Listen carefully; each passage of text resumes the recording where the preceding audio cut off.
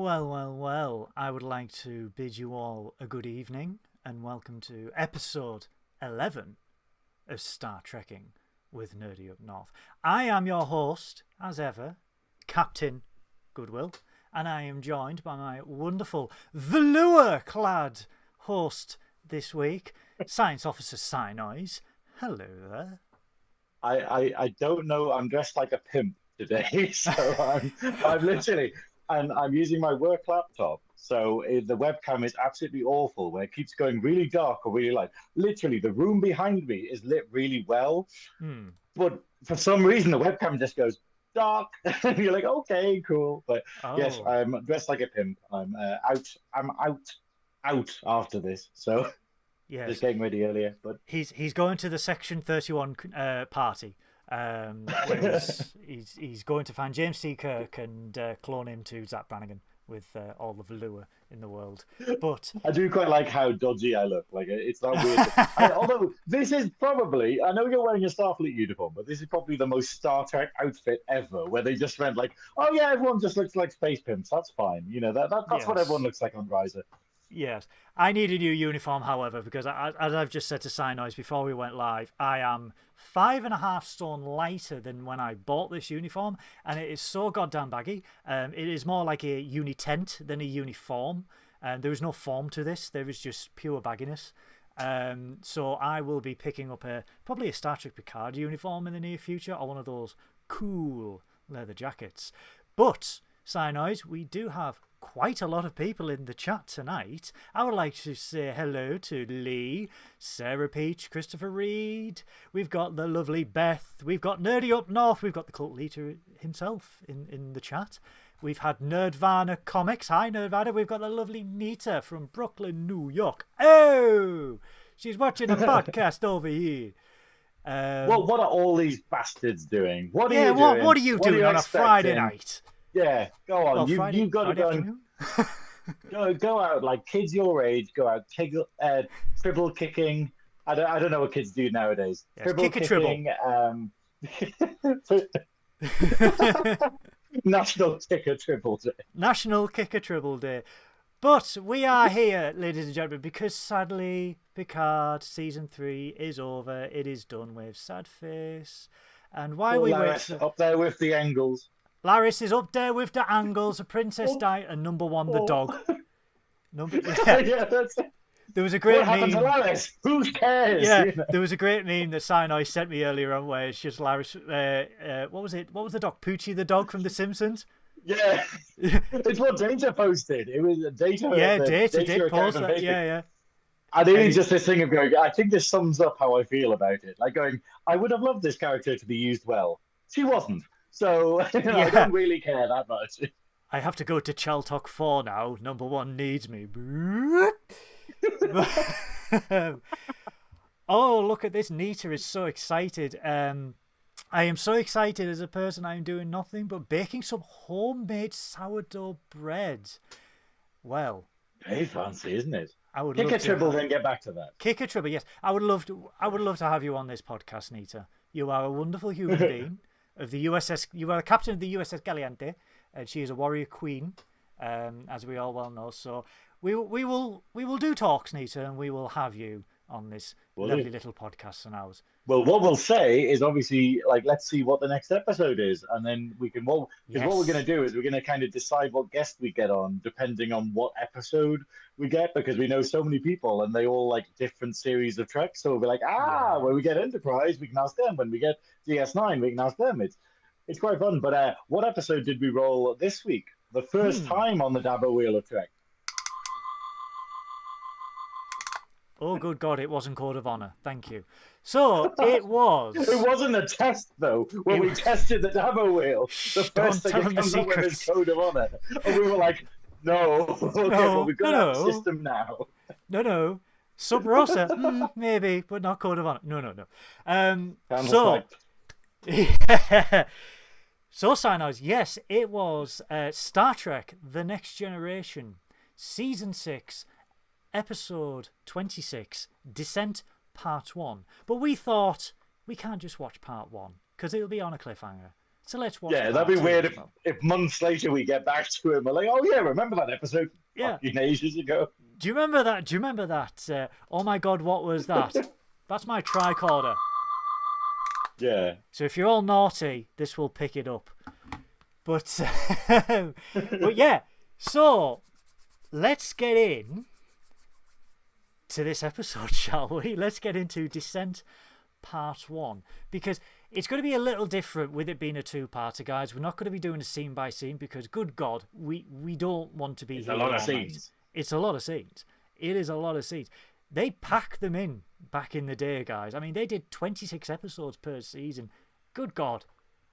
I think this episode especially, I think we rolled really well. Like it's Yeah. like when I was rewatching this, I was like, dear God, this is literally like the perfect episode following what happens in the last episode of Trek. Because obviously the last few episodes of Trek, we have Data fighting against his brother Law, discovering emotions and how he handles them and whatnot, and then Beverly basically finding her niche and having to sort of get into a command structure and becoming a captain in the end of it. And then in this one, we've literally, and then obviously sort of like the Borg becoming like evolving. And then Descent is all about that. Or like we have it all. We have like Data discovering he's got emotions. We have it turning out to be a ploy by his brother Law. The Borg getting changed into something else. And then we have Beverly Crusher being in command of the fucking Enterprise, which is an amazing scene because it literally has like Picard being like, okay, Geordi, you have to come with us. Oh, Data, you have to come with us. Oh, like Troy, you'll have to be with us. Oh, Riker, you'll have to be with us. And then just being like, oh, who'll be in charge of the Enterprise? And Beverly's just like, oh, fuck. I'm the only one with 3 pips here. Oh. But it's great though. I think because this was very late on in it, because there was only one season after this, and this is like the end of season 6 and the beginning of the final season of Next Gen. I think this is the one where they went, what haven't we done yet? What haven't we seen? And therefore they went, hey, Troy needs to be the captain. Oh, Beverly needs to be the captain. Oh, we need to clear up that loose end and that loose end. And yeah, what a great episode. I watched it, I tried watching it while I was working the other day and then just went, I have to pause it and do it after work because I was too enthralled with it. I couldn't casually watch this episode. It was it was the last of the Next Gen cliffhangers, shall we say, because I don't think they could topple Best of Both Worlds for in terms of cliffhangers, but this was a good one and very the Dabo Wheel giveth and the Dabo Wheel taketh away, but in this instance it does giveth a lot. On next week. Yeah, it Sub Rosa, everyone, candle slag. It does. It's very symbolic to have these 2 episodes so soon after Star Trek Picard as a whole, because obviously season 1 we have Hugh, we have the Borg. Season 2 we have the Borg. Season 3 we have Law, the Borg, and just crushing it as a commander and as someone who will literally destroy anyone in her way, as we see in Descent. But also, I mean, getting into this episode, the opening, the cold opening, holy shit! I mean, we've got Stephen Hawking straight off the bat playing poker with Data, Isaac Newton, and Albert goddamn Einstein. Yeah, it's like what the perfect usage of the holodeck. And it's so weird. And how much of a dick Isaac Newton is. Oh my, isn't I can't believe we're playing this silly game. Yeah, well, an apple fell on your head. So, but I love that though, where he's just like, where it's got Isaac Newton being like, I am the grandfather of physics, when that apple landed on my head. And then Stephen Hawking is like, not the fucking apple again. He has such, he had such a great sense of humour, Professor Hawking, as many people. He was a massive fucking nerd like the rest of us. He really was, but he had a terrific sense of humour, as evident in The Big Bang Theory, where he would be speaking to Sheldon. He's like, congratulations on your prize. And Sheldon's like, yes, well, I've done this. And he's just like, I was in Star Trek. And it's just like, yeah, because no one can topple that. But I always remember with Professor Hawking, I will never forget, someone was interviewing him, and what happened was they were talking to him and he remained perfectly still, and they thought he died. Like, during the interview, they thought Professor Hawking had died as they were recording the interview. And then when they were going to call an ambulance, all they heard was a snigger coming from him because he just pretended to be dead for a laugh. And I'm like, this is the type of humour Hawking had. Yeah, that's it. It's like, I think that's the wonderful thing. Like, it's a perfect demonstration of, like, fighting against, adversary. Like, this idea of, like, he was so sort of, like, fucked up, like, physically and whatnot, Yeah. and yet still managed to have a sense of humor, still managed to contribute to science, and still managed to be a great person by the sounds of it. I think that's all we can ever hope for. Yeah, he was a really, really hardcore Star Trek fan as well. As if someone, Yeah. if you're a famous scientist / nerd, and someone says, "Do you want to come and like guest on Star Trek?" Come on, Yeah. you do it. I mean, look at Whoopi Goldberg, who was a massive Star Trek fan, demanded to be on The Next Generation. This famous movie star demanded to be on The Next Generation, and everyone thought at Paramount that she was taking the piss, and she was like, "No." I'll audition. Yeah. I want to be on this, and I'm like, yeah, good on you. But this was a great little scene, and I think it's a classic scene as well. There's a lot of classic elements from Descent Part 1 and 2 that have carried on in memedom as well. Yeah. And the shaking scene on the bridge when they're going through the transwarp hub, and they do. Hang on, I can do it with a laptop. Like, they're doing that, and, That's it. and then someone's created a meme where they've just stabilized it, and it's just literally like everything's still, and it's just someone just doing that for no. Just bogling in the background. Yeah, or Law holding Geordie's visor up to his like, "What do you think?" Yeah, and but no, I mean, the whole premise of this is that there's been random attacks in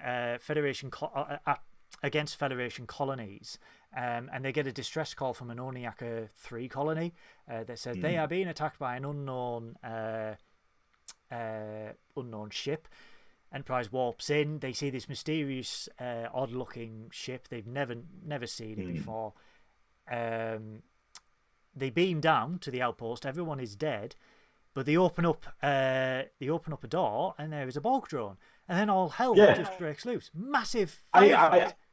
I like the idea though that that's the end of the cold opening. Like, it's the fact of this was back when the Borg was so terrifying in Trek. Like, because obviously people complain that Voyager kind of muted the Borg a little bit by making them, where they're like, "Oh, it's the Borg. Oh, well, we'll just use nanobots to destroy them," kind of thing. Yeah. But like at this point, the big reveal, the big, "Oh my God, that's what the episode's about," is literally just a door sliding and there being a drone there. It doesn't move, it doesn't do anything. Just the idea of going, "Oh shit, the Borg are in this episode." That's the scary part. And it does, and it's very much like Next Gen. They're terrifying. The Borg are the most frightening thing in the entire world. Like, and I love that this, it still works on that level where you're like, "Oh, I totally forgot the Borg were in this episode." I will admit, when we spanned the episode, I was like, "Oh yeah, I remember that one." I didn't. So it's like the Patrick Stewart meme from like Family Guy, where it's just like, "Ding, you thought I was asleep, didn't you?" Acting. It's, some of us spent the late 80s and early 90s getting laid. Yes, you did, Patrick. But yes, these are different Borg though in this episode, because these Borg, they care for their comrades. They feel emotion. Like when one of the drones gets shot, another drone is like, "You have killed. You will pay for this." Dave, the Borg. Gary the Ferengi. I know I've not mentioned you for a long time, but Gary. He'll be there. He might not have been in season 3 because Gary the Ferengi was one of the bits that they had to remove from season 3 of Picard because of budget reasons. Where they're talking about Harry Kim's promotion, Janeway, what is it? Roll Aaron coming back, and Gary the Ferengi. I'm pretty sure I saw that. Yeah, shout out to Gary the Ferengi, the Ferengi, Ensign. The CG was too complicated. Yeah, Ensign Kim, because you've never been promoted. And but yeah, these are different Borg than what we've seen in previous episodes of Next Generation up until that point where they do feel emotion, and they identify everyone, you know, like human, female, human, artificial life form, name, data. They all beam out, and the crew just like, oh, what the hell is going on? And then we go back to that gorgeous observation lounge on the Enterprise D, the big D. Hi. And they say these are different Borg to what. Well, to haven't we missed the main thing? Because do they go back there? Because isn't this where Data has the fight with them? Oh yes. Yeah, yes, like the whole point of the scene. Oh my god, yes, where he feels emotion.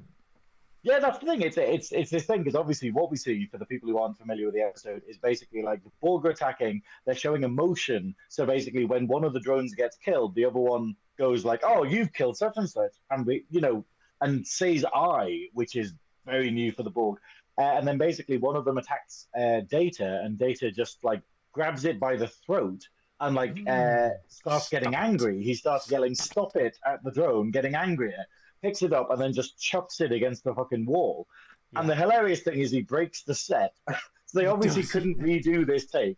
But I remember that he throws the drone against the wall and a panel falls off the wall. And they're like, oh, fuck, that's the best take we've got. Let's roll with it. Or they'd forgotten the Pritt stick on the set that day. They were like, oh, well, fuck it. Do you want to tell Dave the Borg he has to be choked out and thrown against the wall again? Yeah, that's it. It's like, that wasn't a stunt man. Data was just like, can I please just chuck you against the wall? Maybe it was improv.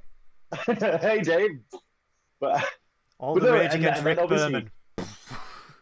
Yeah, that's the crazy thing. And obviously Data's just kind of staring at the Borg, just being like, what the hell was that? Like, you know. And then obviously the other Borg escape, and then the Enterprise starts following them, essentially. But then because the ship basically disappears. Yeah, and the worst thing is, this is one of these, you wouldn't let them go on holiday at this point. But basically, like, Picard's like, we could really use Data right about now, but he's decided to put some leave in to deal with these emotions he's feeling. But we basically need to work out stuff about the Borg that only Data would know. And you're like, I don't, that's like letting someone go on holiday when they're like essential to something at work. You're like, but don't you think this was quintessential 80s, where it's just like, he's a bit stressed, so he's gone to therapy at this point? Yeah, that's it. That's the other thing, though. This is the first time we ever see Data in therapy with Troy. Yeah. And obviously we get that in Picard, but like it's the fact of, we've never seen it before then. But also, I mean, because the observation scene, they allude that it might be Hugh, and it might be a repercussion of what they did to Hugh in season 5, where they let him go because he was an individual. They didn't use the virus that they were going to do, but because he was an individual, they gave him a chance. But then we get to Data and Troy in therapy with Troy. Shout out to the fact that Data has watched porn to try and feel emotion. I've always been like that. I've been like that. Really? But I love the idea. I've looked at erotic images. Oh, Data, you're fully functional. We know this. It's like, did it do anything? No. But I like the idea that basically because he expressed this one emotion, which is anger, and then Troy's questioning him about like, oh, what can you feel other ones? And he's like, I've tried doing this and stuff, and I tried watching porn, and it doesn't do anything for me. And and then she just goes, well, how did you feel when you were looking at the Borg drone on the ground? And he's like, yes, I felt pleasure. And you're like, whoa, okay. And it's this horrible thing where Data's like, Data's saying basically, I don't want to experience this if all I can experience are the bad ones. And Troy's like, look, you should try and recapture that anger, because if that's the only thing you've got, you should. I don't know what's happened. No, the lighting hasn't changed in the room, but I've suddenly become holy. Nerdy Jesus I feel like I'm going to get beamed out. Oh, carried off a rangy. But going to beam me out soon. But yeah, have I leveled up? Is that what this is? I'm talking about Trek really passionately, and I've leveled up. We are professional YouTubers now, so yes, we do have money for artificial lighting, so it's brilliant. Yeah, the one time I didn't bring my bloody ring light with me.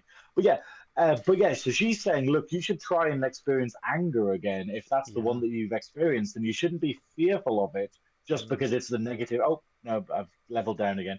Um, just because it's a negative emotion. I think, though, the scene after this, I think, is brilliant because I think what we get is we get bloody the evil admiral appearing. Oh no, Uh, no, no! It's is that later? that's a couple of scenes after, because the next Oh, scene is okay. it's Picard in the ready room looking at the logs from Hugh, and Hmm.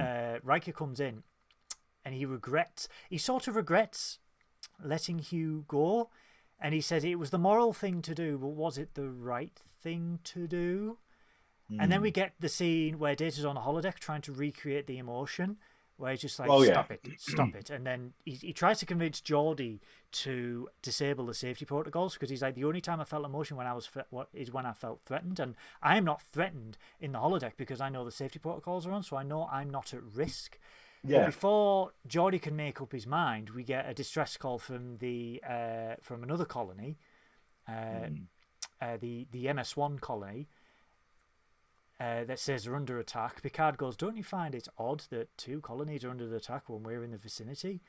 Basically, Yeah. foreshadowing later on that the whole reason they're doing it is to attract the Enterprise with Data on it.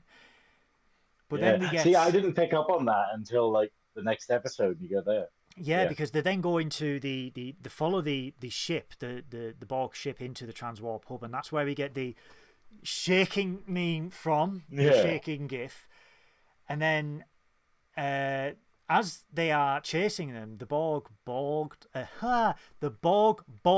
the bridge, Yeah. use their drones as a subterfuge to escape the Enterprise.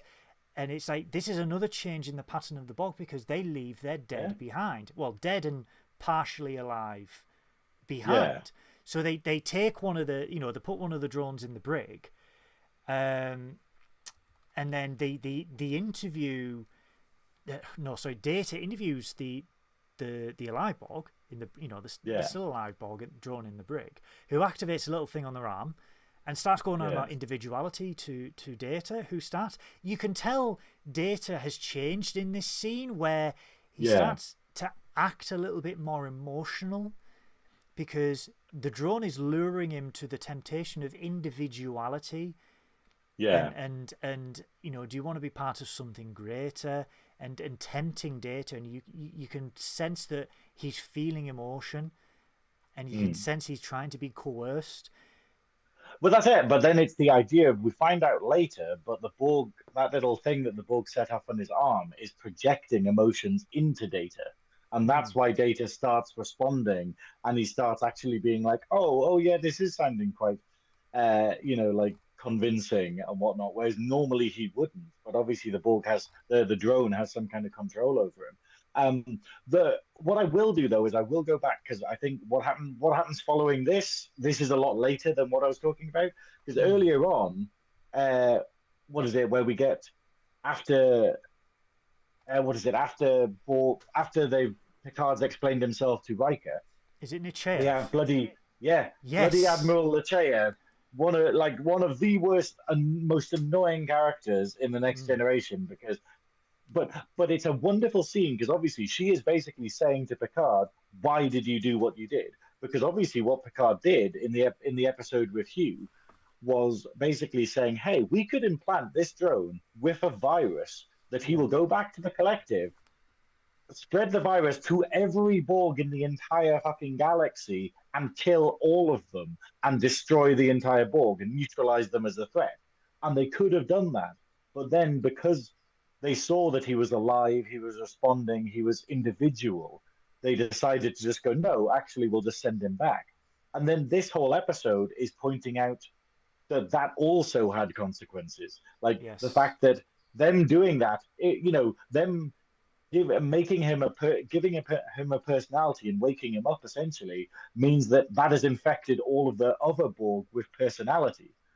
But then Picard here is trying to explain that to Lecheyev, and Lecheyev is just like, "No, you should have done the virus. You should have wiped out and the Borg." you will do Picard, it if you get the chance again. That's it, yeah. If you get the chance again, you will do that. And obviously, under duress, he's just like, "Yes, sir."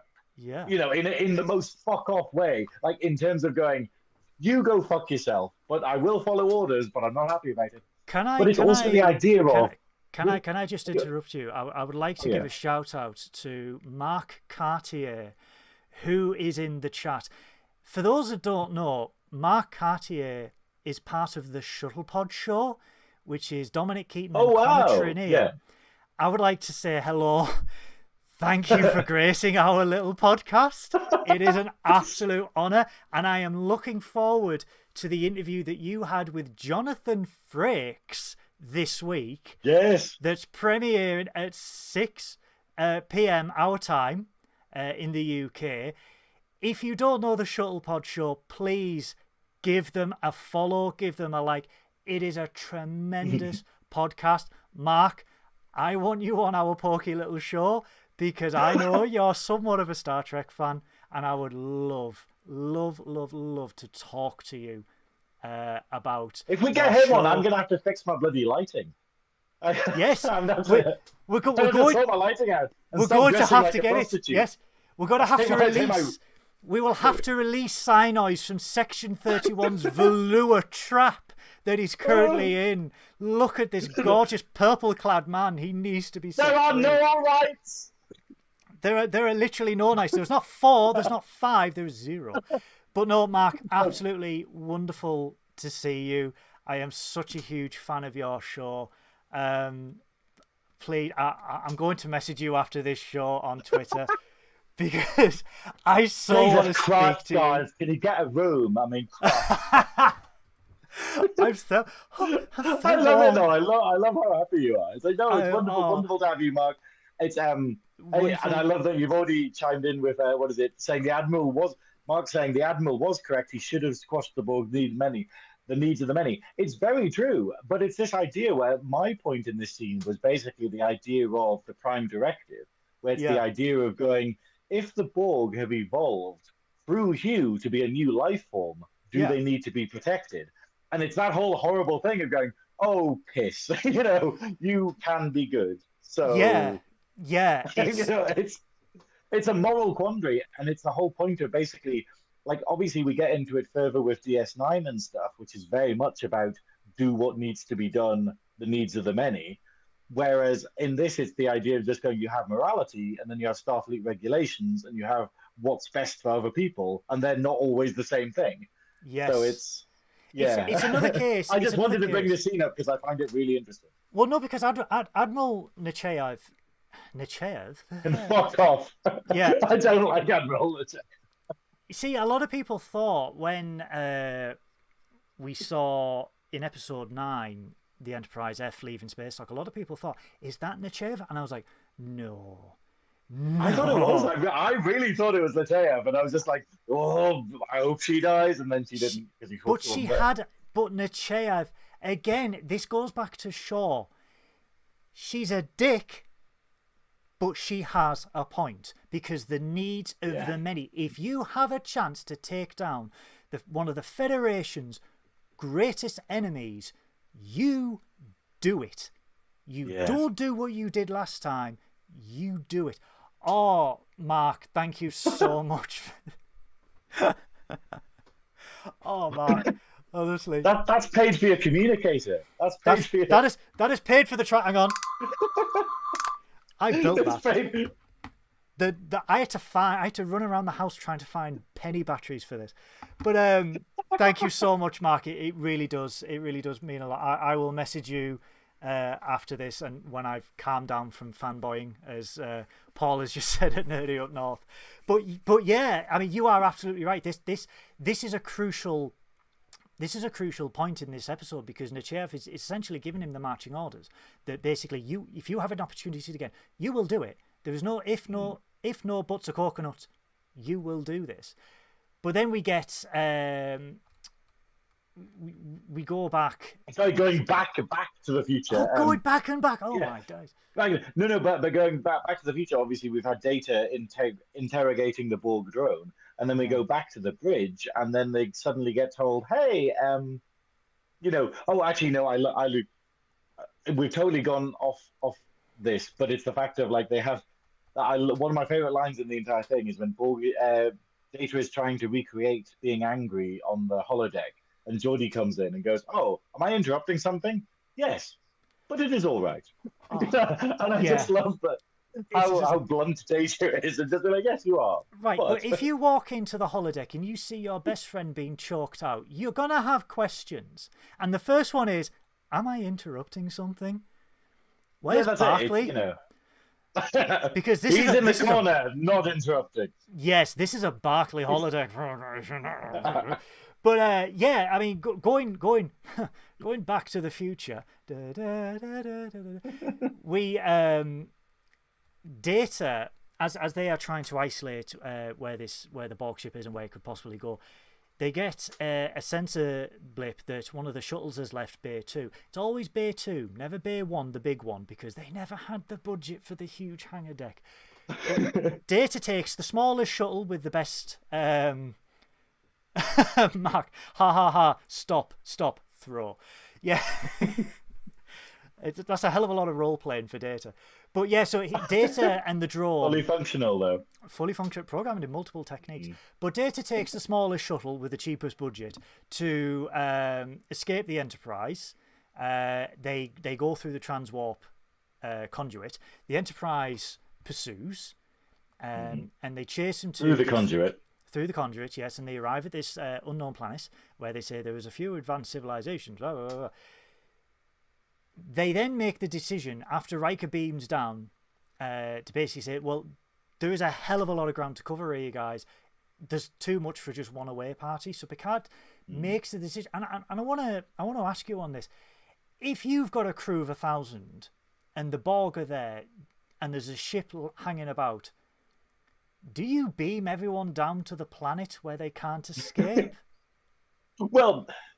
This is the thing about Trek, though, and we get it through all of the series. We get it. It's like a staple. It is a trope of Trek. Like DS9 is really bad for it in terms of just being like, hey, Chief O'Brien is kind of essential to absolutely everything. Let's get him to pilot this shuttle prod.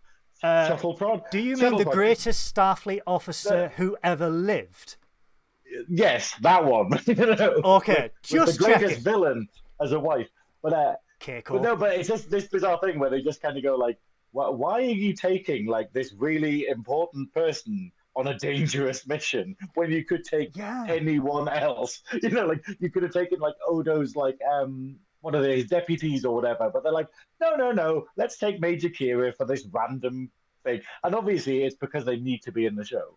So Picard makes the decision. Yeah, Picard's like, what will my away team be? Oh, the most important people on the entire ship.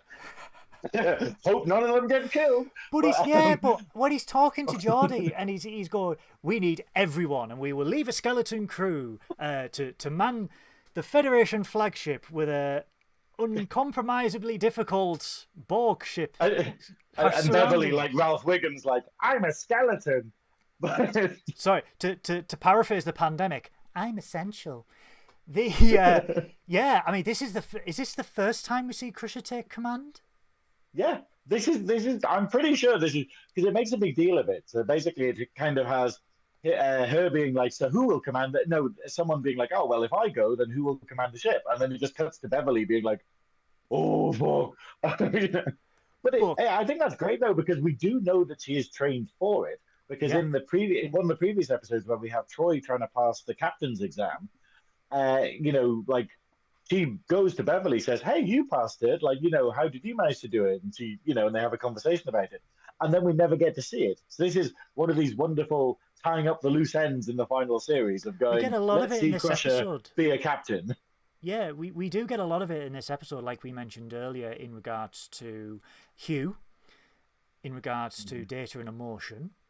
Because we do get an episode previously with the emotion chip that soon gave Law, and we get Crusher. And it goes in the finger. Why would you put it in the finger? I don't understand how. But androids work, but it's in the fingernail. You're like, well, no, that's the control of the emotion. Oh, is chip. it? The emotion chip is in his cortex because, as you see in Generations, it bulks up. I mean, from a teeny tiny little penny battery to this great big huge shreddy as we call them in the UK, to go into your noggin. Yeah, it does get a visual upgrade. But the seeing Crusher take command for the first time, again, this is a great, because we've had Troy take command, and to see Crusher, it's like, yes.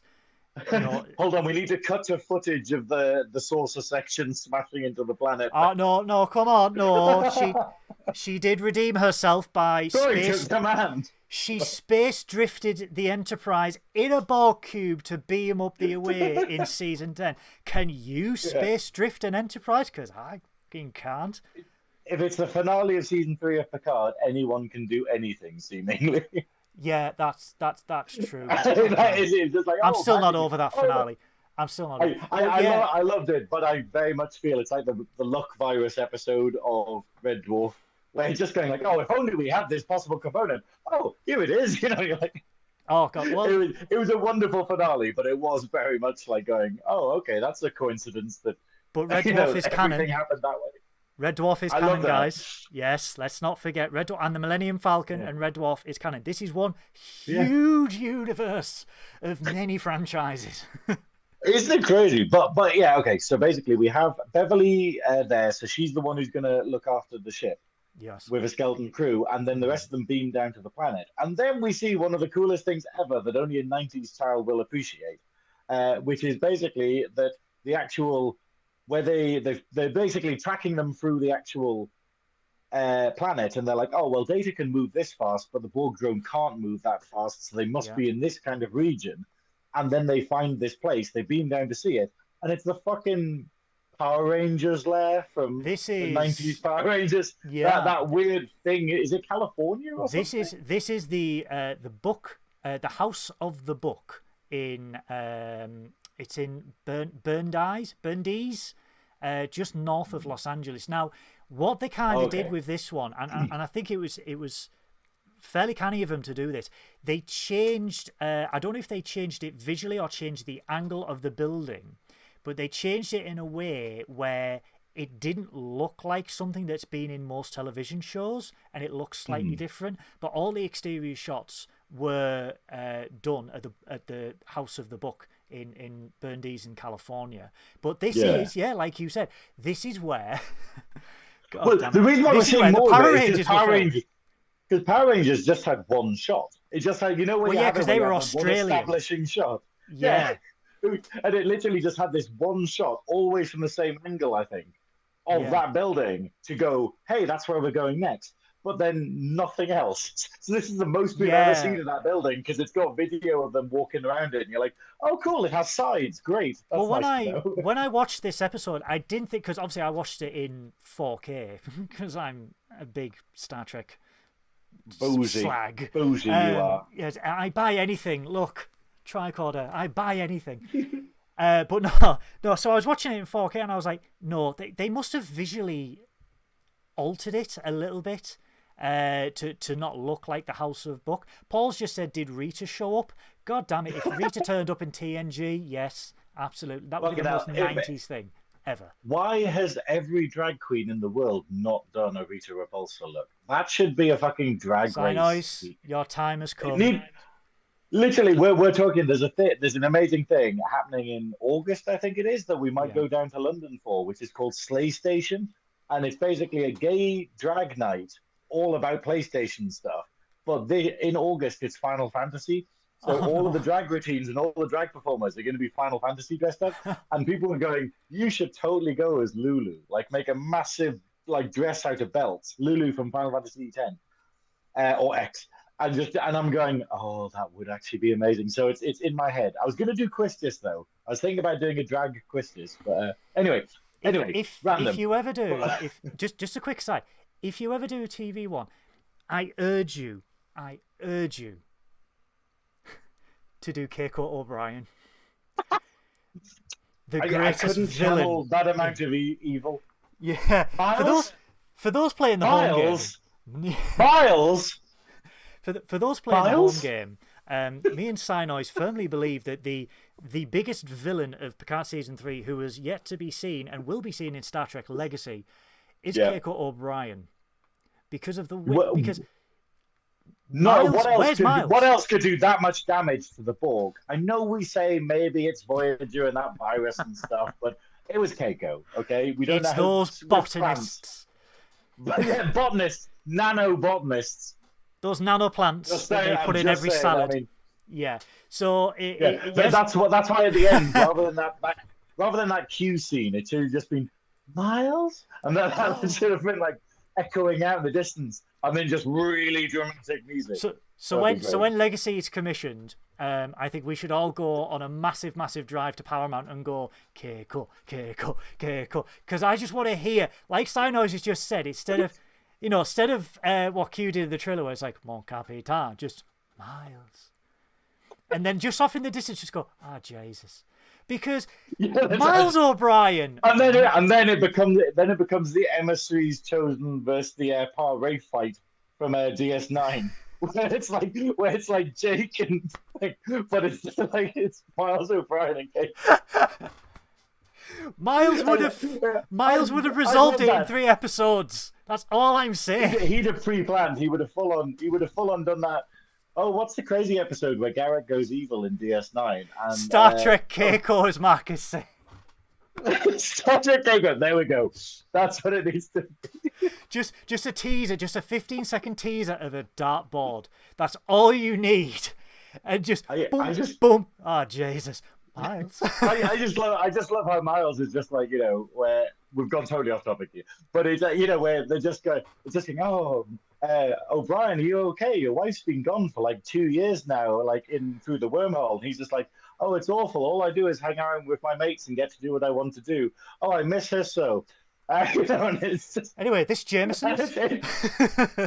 Yeah. Oh, well, I guess we'll just have to get back to the Battle of the Alamo then. Starfleet Corps of Engineers is much more drunker with Miles O'Brien, and I am there for it. Okay, we need to get back on topic. Yes. So they get to the planet, they go to the Power Rangers thing, and then basically they go into the Power Rangers thing, the home of the book, whatever he said it was. Yeah, they fight against fucking, what was his name? Oh, what was his name, guys? Alpha. Yes, Alpha. Wasn't it? Yeah, yes. They beat Alpha up, who's the ultimate Borg. Just a quick aside, going back to Picard, Zordon, the floating head. Yeah. Are they intertwined? Is Star Trek and Power Rangers intertwined? Ooh. And then Red Dwarf's involved in it as well. 3 million years later. Yeah. Yeah, they go in and then they find the place deserted, but then they actually discover that it's not deserted. There's like dampening fields that none of their scanners will work. And then the Borg come out, and then they're suddenly swarmed by Borg. And this, considering how terrifying the Borg are, like we were saying earlier, you're just like, whoa, they are dead. Like, there is no way that anyone could get out of this situation. And then obviously the Borg surround them. And then we get to see why they are acting the way they are. Well, before we get to that, before we get to that, can we give a massive thumbs up to Westmore and all the makeup team for putting so many goddamn people in Borg costumes? Because Alice Creed, I believe that was a 3 to 6 hour fitting for one. How long would it take to do an entire army of Borg makeup? How many like microphone wires and egg cup boxes went into this amount of costume? And Casio LCD watches. Yeah, that's it. But it is actually quite frightening, because obviously nowadays we have it like in Picard where we just go like, oh yeah, they just use CG to replicate the ships or something, or the Lord of the Rings where they just went, oh, we just use computers to replicate everything. No, they literally just got like, how many? Like 50 people? 50? I would say about Borg. Yeah, I would say. I just feel sorry that if there was only a couple of them doing the makeup, then the other guys must have just been like, oh, I guess I just sit as a Borg for 10 hours then. With this thing in my bloody eye. It was also, and rewatching it last night, it brought back, and you're going to laugh at this, Robin Hood Men in Tights, where all the knights run in to the dining hall, and they're all running in the chastity armor, and I was just like, because all you hear is the noises, like, and I was just like, okay, where's Robin Hood? Where is the pig? Because I just got so many things. But yeah, like you said, we do get the big reveal at the cliffhanger of this episode of Law. in his really weird, and I want to say, furry flock Tron armor. I don't know.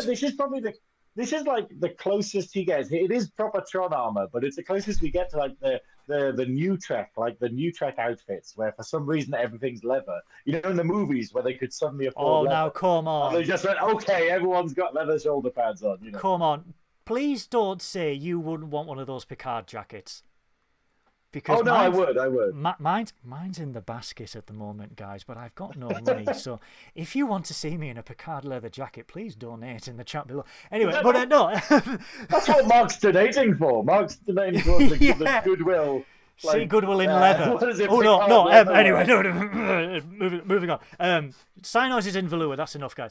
But we do get we do get the big reveal of Law. And we see Data. And it's a lovely panning up shot. Oh, it is. Panning up shot of... It is. He has the higher ground. That's it. Obi-Wan Sunobi. But it's basically...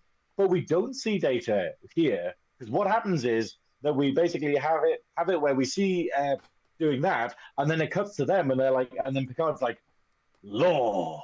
And then the episode ends. No, we see Data. We see Data, yes, because we see Data, and he's like, the Soon brothers will destroy the Federation. It's like, and it goes, you know. Yeah. But how good is that? Like, you know, this is the crazy thing. We're streaming it now, and we can just go on to the next episode. But imagine being like, oh, fuck, they're surrounded by Borg. Fucking Law is there. Like, you know, because he is such a wild card.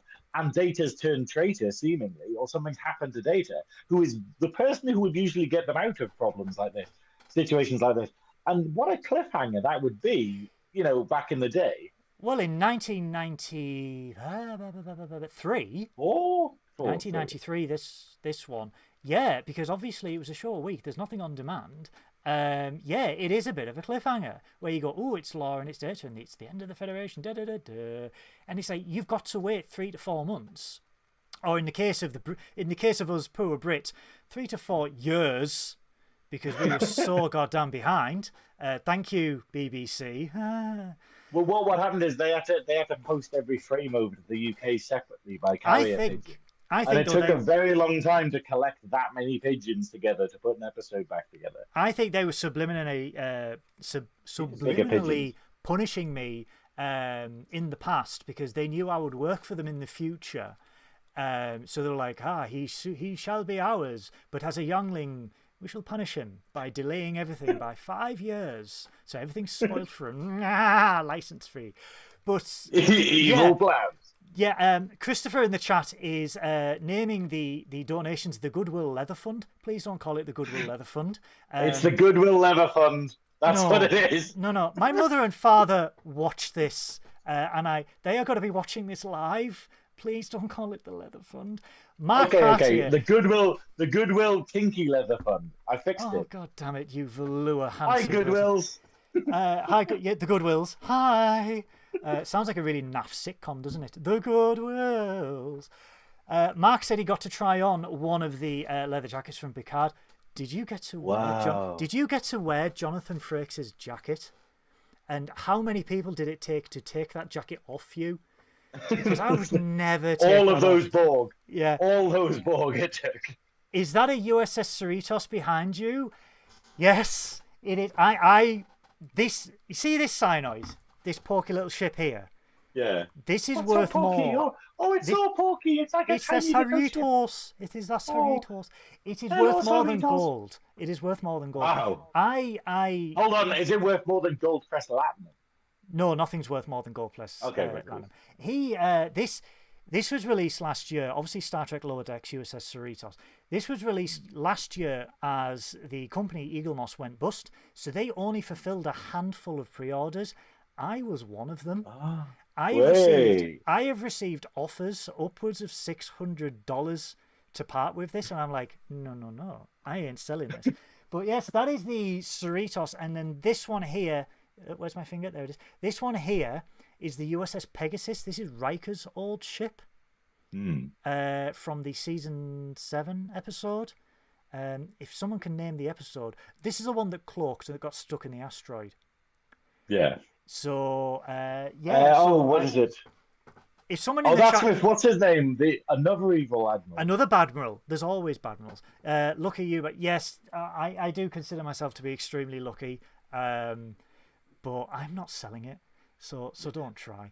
So just to go over what we've just established, we have the Goodwill Leather Fund, and Goodwill's getting offers from strangers on the internet. So, well. Speaking of that, Nita says, "I speak from experience. I was so hard to wait at the same time, exciting and to see the second part." Oh, so Nita's referring to because obviously Nita watched this firsthand in America because these lucky ducklings over there got to see them as they were broadcast. Except not the BBC. So yeah, I mean, Best of Both Worlds must have killed you because that was one of the most talked about cliffhangers of the 90s. Christopher is just laughing at the leather fund, please. Christopher also says, hi Goodwill's parents. Has Goodwill always had an affinity for leather? So anyway, Mark says moving swiftly on. Descent Part 2. Yes, it was the catalyst for Where No Man's Gone Before for Enterprise Season 4. We don't talk about that episode. Although I know Connor's not that bothered, and I don't think Dominic's that bothered either. But I mean, hey, I like Faith of the Heart, so I don't care. Well, yeah, it's one of these things. It's like I think there's wonderful things about Enterprise. It's just it was a very producer-led show, and it just feels a bit awkward because of it. But anyway, we'll get on to. We can talk about all this if we spin an Enterprise episode. We will. Yeah. Eventually, it's got to be. Eventually, yes. So but the fact is, and then Descent Part 2 though is, I think this is one of the scariest episodes of Trek. Not because of like darkness or stuff like that, but it's basically we have it where, because we're probably running out of time because we've been chatting too much, but it's the idea of basically the scariest thing about this is seeing Data without emotion, led by, because what's happening is Law is only giving Data the bad emotions, so he's controlling him by only giving him anger, only giving he's him transmitting hate, it, giving him and he's transmitting it through his finger control panel thing. I don't know how that works, but the idea of how scary it is seeing Data be totally like this cold, merciless scientist, and it's awful because basically his best friend in the whole world is Geordi, and then he starts experimenting on him. Because what Law's ultimate plan is to create a new race of purely androids. So he wants to turn the Borg into pure androids by getting rid of all of their biology. But in order to do that, he needs to turn like the human brain into a mechanical brain. So basically transmit all of the thoughts over to a metal equivalent. And they've tried it on loads of Borg, but they've killed all of them and it hasn't worked. So basically now he wants Data to try it on real humans. So it's a proper Mengler episode. It's a proper horrible concept, this.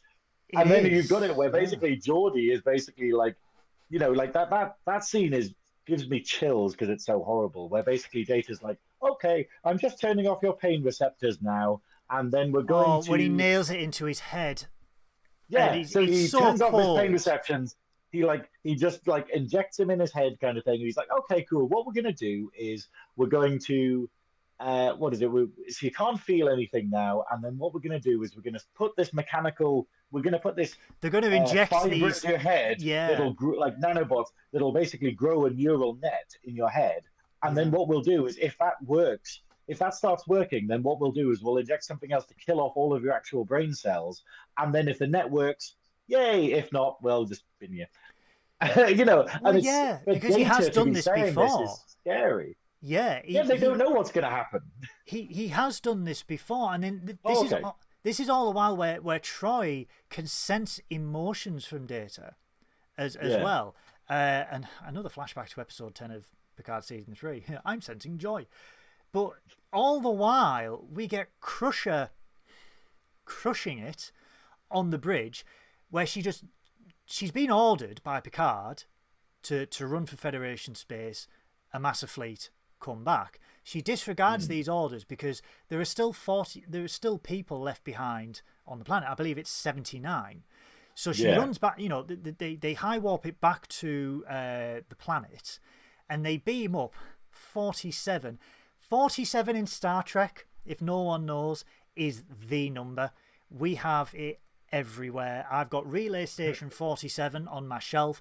47 is on nearly every LCARS console. Voyager's registration 74 is a reverse of 47. Defiant, it's the same. 74. We've got hey Joe from Spectrum Sanctorum in the chat. Hi. Hey Joe. Hey, we've got all the New Yorkers in here today. Hey. Sorry for Why did that sound like Dracula? Whoa. I'm from New York. I want to suck Star Trek joy into your life. But back to the leather. But she said they're able to save a number of people, and 47 are left behind. And then we go back to also, data. I just want to say that, because we're probably not going to be able to do this in the actual order it happens in, but I think one of my favorite things about this episode is seeing Beverly's command style, but also the wonderful thing we had in season 3 of Picard is how much we started liking the crew of the Titan. So we had all of these wonderful ensigns, and we had it where we had Sydney drive it, as the pilot, and we had the Bajoran. We had the Bajoran. We had was it Romulan or Vulcan? Was it Bold Vulcan? Tavrine was a Vulcan. Yeah. But basically we have all these characters and we slowly get to know them. And the wonderful thing about the series was that the crew were a part of it, and that these lowly sort of bridge officers and stuff, we got to learn about them. And then in this episode, because the rest of the crew and all the people we know are on the planet, we have it where Crusher's basically training these new ensigns, and they don't know what they're doing. They're going, hey, I don't know how to do this and stuff. And Crusher's got faith in them. And I don't know, it's this one and the other episode of season 7, which is the one where it's talking about where it's like the lower decks people. Lower Decks. It's basically that. Is it called Lower Decks? Lower Decks. That's what Star Trek Lower Decks is named after. The season 7 episode Lower Decks. Oh yeah, there we go. Yeah, but it's that idea where you get to see a bit more of the spectrum, and I also love it that Beverly is refers to them by name, whereas Picard tends to do it by rank. He calls it ensign, lieutenant, commander. This was very Kirk. I found, because yeah. Kirk did this a lot in the original series and the movies. Sulu, it was Chekhov, it was Spock, it was Scotty. He never called them commander, lieutenant, or anything like that. Only when it was in a super pissed off official capacity. We were like, Commander, you're out of line. Like using someone's full name. Yeah, Kith. Oh no, sorry, wrong Kirk. But yeah, I mean, to do that and to give the ensign, because they do Crusher again, crushing it with photon torpedoes and a goddamn spread. We then get to see Lieutenant Barnaby, who I thought was a bit of a tit when he came onto the bridge, because he comes on with this stunning quaff, prime 90s quaff, and he's like, hello, I'm Lieutenant Barnaby. I'm the tactical officer. I shall be relieving you now. It doesn't say that, but he's like, he did not have that much shoulder movement in. He did. This is Goodwill on the runway. The shoulder pads were there. It's like, hello, this is my concept now. Beep boop bop. But they essentially, they can outrun the ship, but not for long, and they can't fight the ship. So they decide. Crusher goes, let's just fly into the sun, because it's Crusher, okay. And everyone's just like.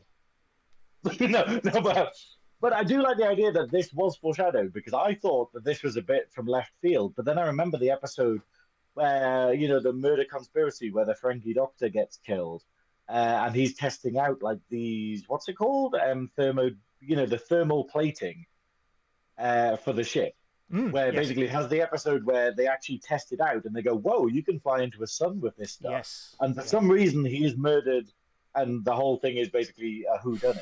But then in this episode, it's like going, oh yeah, Geordi was actually working on putting that, coating the entire ship in that, and then she's just like, is that actually active? And they're like, it is, but it hasn't been tested. And she's like, there we go. And then she's just like, go on then, let's just put everyone at risk. But see, this is Crusher. This is Crusher crushing it. Imagine if it hadn't worked, though. Picard's just like, oh, well, we sorted out the Borg now. Time to go back to the Enterprise. Yeah. And it's just like, oh, Crusher flew it into the sun and everyone died. But Riker and Worf get ambushed by some Borg drones and then get taken to a little cave where we meet Hugh, who refuses to help them because he is quite rightfully pissed that he was just thrown to the wolves. He was disconnected from the hive. He couldn't go back to the hive. He didn't know what he did. So, again, the repercussions of what they did in the past are coming back to bite them in the arse. So, and that's the thing, and them thinking that they did it from a moral reason, where they did the kindest thing to him, or like the kindest thing for him, ended up actually ruining his life in a bizarre way. Yeah. Obviously, killing him would have probably been bad, but it's... Well, yeah, but he refuses to help them, but he will point them in the direction of a tunnel that will allow them to go into the structure. So, the Enterprise flies into the sun, because why not? The metaphasic shield starts to falter, but then they do a bit of beep-boop-bap. We do love a bit of Trekno babble, as I like to call it. But the ensign, who knows nothing, goes, well, I can trigger a solar flare, and I can pinpoint it to hit the ship. And Lieutenant Barnaby, a.k.a. Yellow Tit, as I will call him, he's like, Yellow Tit. Oh, you can't trust this. This is an ensign. This is a paper. This is a study. She's like, just trust me. I like the idea, though, that this has this wonderful joke, because earlier on, basically, Crusher asks him, hey, how do you know this will work? And he's like, I'm sure. What is it? He says this amazing line, which is basically sort of like, oh, well, I'll just have to check my figures again. I'll just have to make sure that my figures are right or something. And then we get a call back to it here where he's questioning the ensign, and then she basically puts it back in his face, being like, well, I'll just have to make sure my figures are right. And I love this little back and forth. Like, this wonderful thing of these are new characters that we've only had this episode in a subplot, and yet you're so endeared by them. And I'm sure the actress who plays the ensign, isn't she like an actual fan? Isn't she actually like? Isn't the story behind that like she was some kind of like she's a sports person or something? Yes. And then she just went, "Hey, can I be on Star Trek?" And they were like, "Yeah, go on," and then gave her this wonderful role. I think that's what I love. That's what I love about Star Trek, where it's just like, I mean, they've obviously given astronauts guest roles. They've had, I mean, what are they? What are they? Astronauts. She was a famous sporting figure in the 90s, and she got given this guest role. But she quite rightly bosses it, because she triggers a solar flare that obliterates it, and then we see Barnaby go, huh, it worked. It worked. Good show. And it's just like, come on, bring it in, Barnaby. Like the wonderful characterization of these characters that are only in this one episode. It's brilliant. Yeah. So we go back to House of the Book, as I'm just gonna House of the Book, or Power Rangers lair, we're going to call it. So the Enterprise D rushes back to say them. Picard, they set a trap for a Borg drone. Picard gets a device. They do a little bit of fiddling because Geordie's returned. Geordie's being tortured, which is awful. He's got no visor. This is the awful thing, though, where they hatch an escape plan where they manage to disable a Borg drone, get the thing off it, and then when they immediately go to try and escape, Data's there with Geordie, and you're like, oh, if it had been 5 minutes earlier, you would have gotten away. But then, and obviously Data's like, oh, I know how you're trying to escape, and they can't do that again. Yeah, so this all leads up to a great big showdown, because Riker, Worf sneak in, Picard, Geordie, with Hugh, they all meet in the centre of the Power Rangers lair, and they confront Law. So it's the age-old standoff of, if you are loyal to me, you have to kill your captain. Yeah, Data won't, because obviously the signal is not affecting him as much.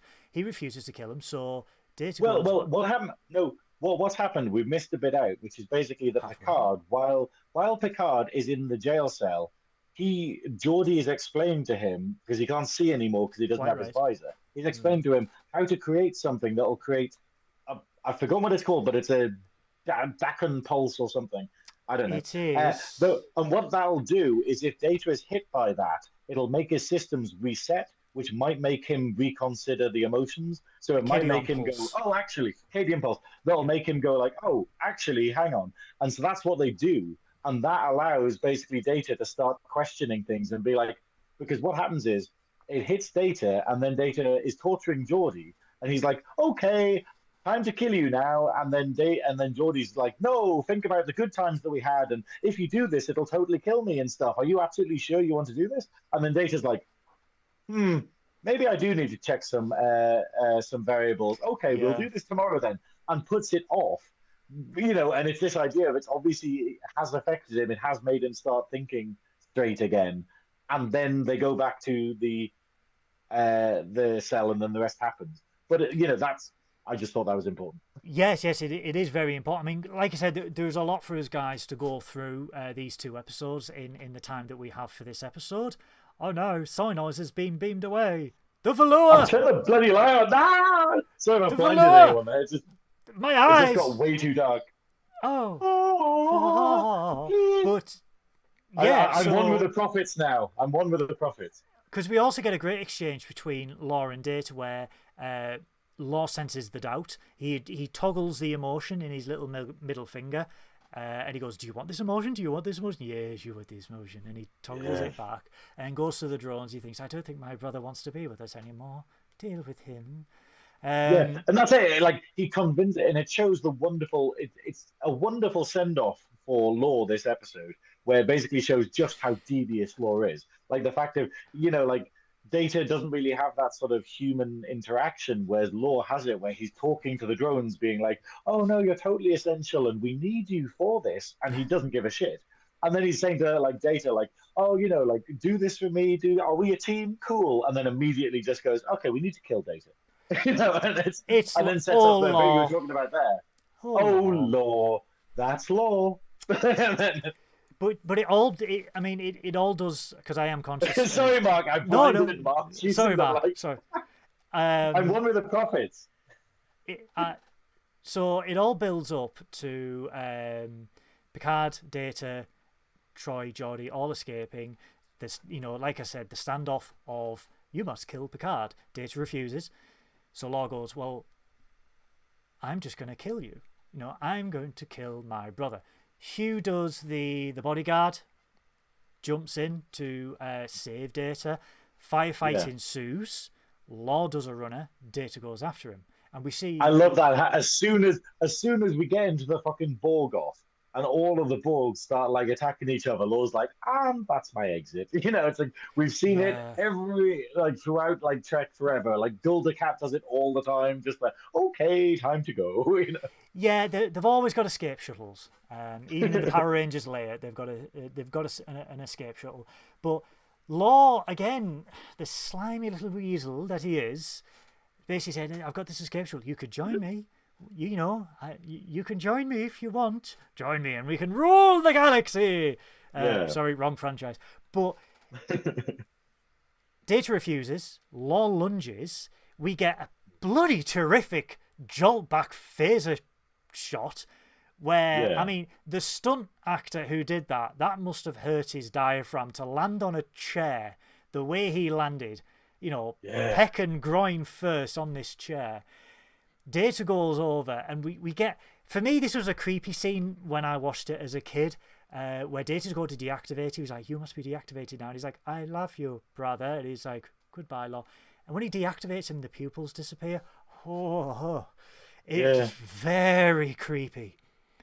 It's at it, and then that's it. This is the last we see of Law until Picard season 3, isn't it? Because he's disassembled. And it's a scary thing of just going, this is the episode we get that Picard literally just continues from. It was such a good role for this week, I think. Yeah, but we do get one, because obviously Hugh and the Borg, they go their own way. They're starting their own collective, shall we say? Oh no! What's happened with my bloody room again? It's just decided the lighting hasn't changed, but the camera's decided no. You are just Section a red 31, guys. Michelle Yeoh is in the background, and there he goes. The prophets are behind you. Is that Ben Sisko I see behind you? The power is strong in this one. Oh, hello, my child. Sorry. Oh God, no! No, don't. Let's not mention Kai Wynn. Psychotic I'm, exes, everyone. I'm getting hard. I'm getting hard. Let's not mention Calvin. No. Anyway, moving on. So yeah, we do get Hugh and the Borg go on the separate way. We do get a lovely exchange between Geordi and Data back in Data's quarters, because Data is looking at the emotion chip and he's going to destroy it, and Data goes, "No, absolutely, don't, because you will regret this in the Geordi future." says no. Yeah. Yeah, you will regret this in the future, and in time, you can learn to handle these emotions and feel other emotions and develop, which, in generations we do see a continuation of that. He does feel, although he can't feel, he feels guilty for what he did to Geordi, which without the emotion chip just shows he still feels in his own unique way. He still feels. Mark just being like hashtag hard for Kai. You see, Mark, I would love that on a t-shirt, but what you don't know, my ex is called Kynwin. I really don't want to be going around saying I've got a hard-on for Kai. People are going to talk. However, though, if people do stump up for a Star Trek Picard leather jacket, I'll be able to hide that t-shirt. Just £82 English, guys. Oh, clever. You see that little plug there? But no, it does end on this rather touching, to and from between two best friends about how you've been graced again. The profits are there. I know. Sorry. Goddamn Paris interfering. It's so annoying. This laptop, this light. Ugh. Yeah, but on the whole, though, this was a great episode for the Dabo Wheel of Episodes to land on, and I thoroughly enjoyed this two-parter. Really strong episode. It's Next Generation. Yes, there are bad episodes, but goddamn, what an episode!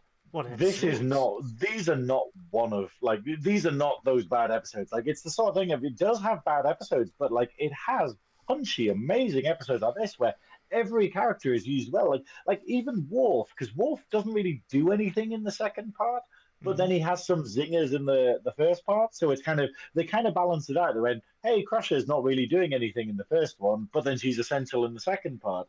Yeah. And vice versa. And it's that I'm wonderful essential thing of sorry. I'm essential. But no, I absolutely adored this, and it was wonderful watching it again. The problem I found, though, with this that I didn't expect for the Dabo Wheel of Trek is the fact of now I just want to watch more Next Gen. And I'm just like, and I was like, no, let's wait and see what the next episode is and watch that. But it did make me just want to start Next Gen and just watch it all again.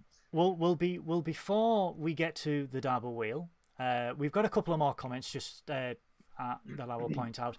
Mark says, I was always sad about Data getting emotion. I love the journey, but not the emotion chip. Fair enough, it was a bit of comedy. Nerdy Up North, our cult leader, Paul.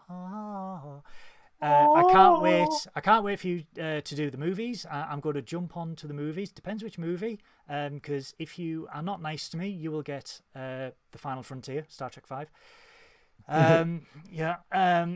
And then Mark also says, Picard's saying, there are times I envy you, Mr. Data, and First Contact was precisely it. He wants emotions. We want to be able to sometimes not... He wants emotions, but wants to be able to sometimes not have them.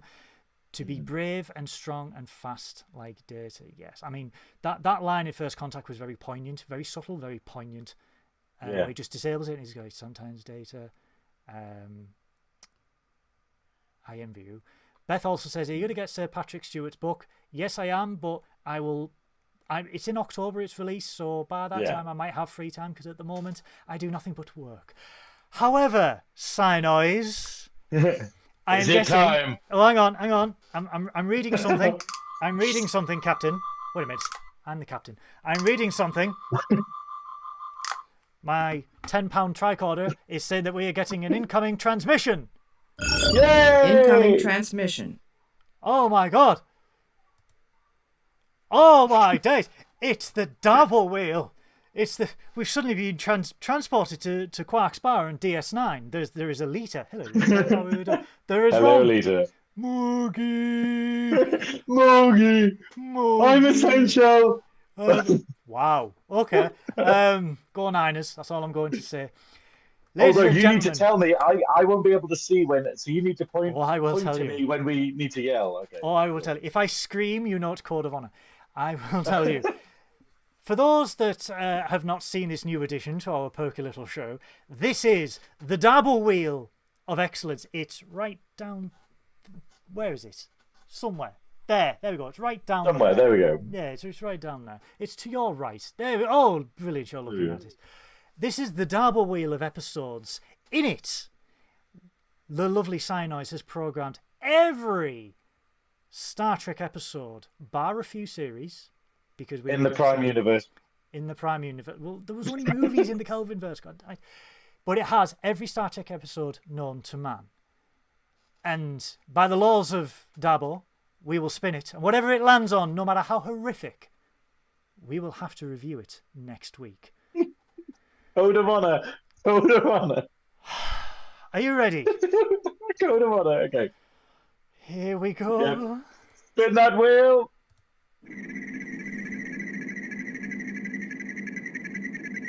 Oh no.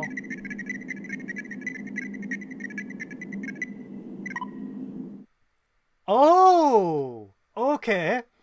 So next week we will be reviewing. Hold on, we didn't yell Dabo. Oh, Dabo. Dabo! Dabo! We need to get better at this. We do.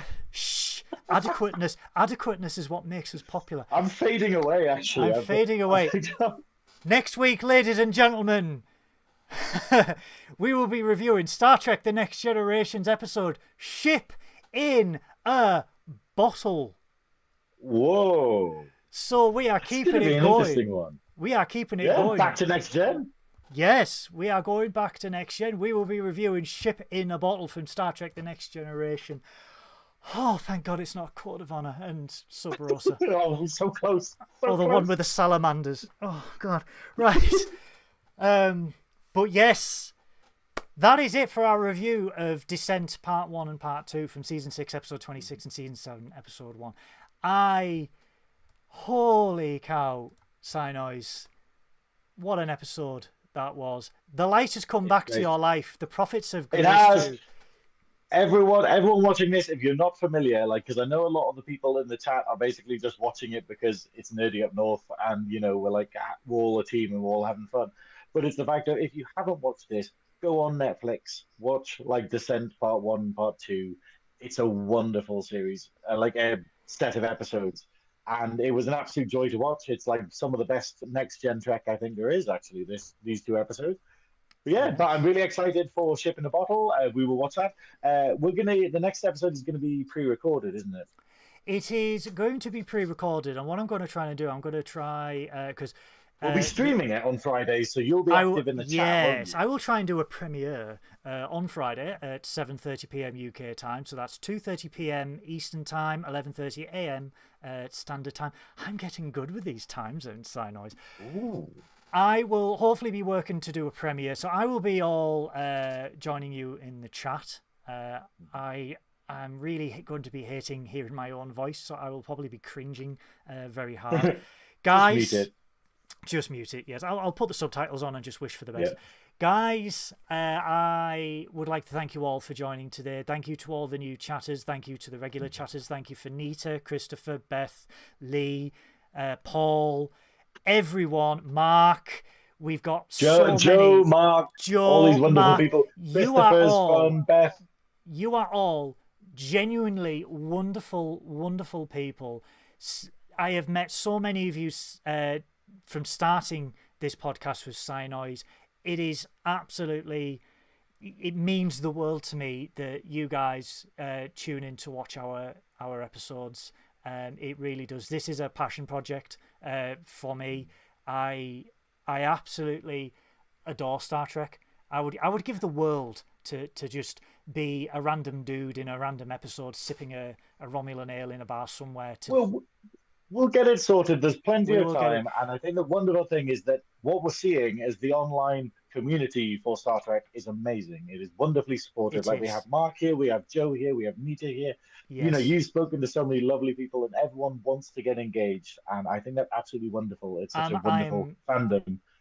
We've got to mention Nerdy Up North are doing Star Wars on Sunday, aren't they? Yes, I was going to get to that. So this Sunday live on this very own channel, this very little channel here that you are on, Nerdy Up North will be discussing all things Star Wars. So that's at 7:30 p.m. on Sunday UK time. So again, 2:30 p.m. Eastern time, 11:30 a.m. Pacific time. I will be on there. And I am not wearing my Starfleet uniform because I do not want to get flailed alive, anyone.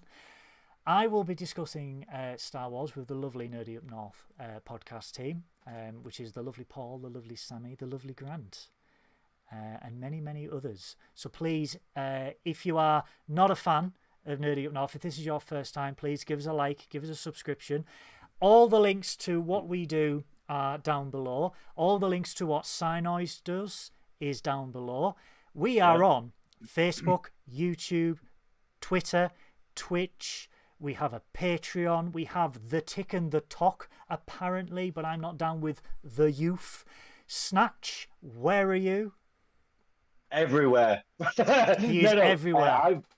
I kind of got to go, but basically, look at my social links below. thevelvetsnatch.com. I'm also on the Girl podcast, GURL, which is an LGBT plus Q thing.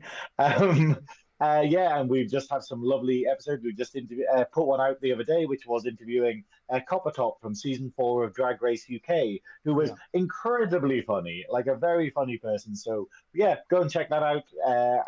We'll see you in the next episode of this. We will see you in the next episode. Be sure to follow me on Twitter for all your Trek BS at Goodwill None. Follow Nerdy Up North on every single thing that you have. And we will see you next week. Bye-bye, everyone. Live long and prosper.